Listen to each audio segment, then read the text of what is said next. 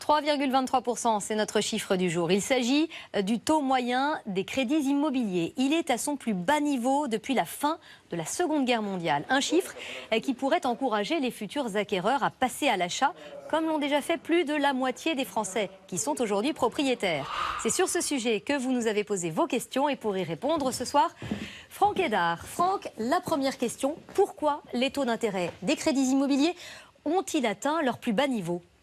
Eh bien, Nathalie, c'est l'effet domino. L'État français emprunte à des taux très bas. Du coup, les banques françaises empruntent elles aussi à des taux très bas. Avantage pour les particuliers, ils peuvent à leur tour emprunter de l'argent à des taux très bas. C'est un gain de pouvoir d'achat pour les consommateurs. Par exemple, avec une mensualité de 800 € par mois, aujourd'hui, on peut emprunter 138 000 €. Il y a un an, c'était seulement 130 000 €. Les spécialistes du secteur s'accordent à dire que les taux ne devraient pas baisser davantage. Ils ont atteint un plancher.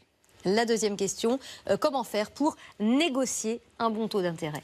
Il faut faire jouer la concurrence. Les banques cherchent toujours à attirer de nouveaux clients. Donc profitez-en pour comparer leurs offres. Par ailleurs, si vous avez souscrit votre crédit entre 2007 et 2011, c'est le moment de le renégocier. Surtout si le taux que vous avez est d'un point supérieur à celui pratiqué actuellement, c'est-à-dire en moyenne, vous le disiez Nathalie, 3,23%. Si votre banquier ne peut pas s'aligner, une fois encore, faites jouer la concurrence et faites racheter votre crédit par un autre établissement.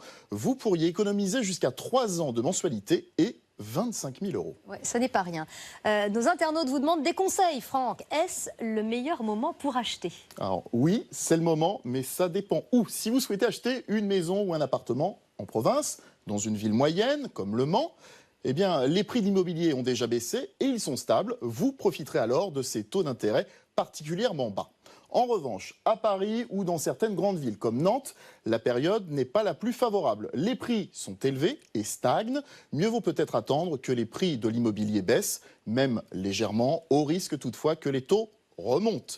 Les agences immobilières constatent que le nombre de futurs acquéreurs fléchit et que le nombre de biens en vente, lui, est en hausse. Chez Century 21, par exemple, il est passé de 50 000 à 75 000 en un an.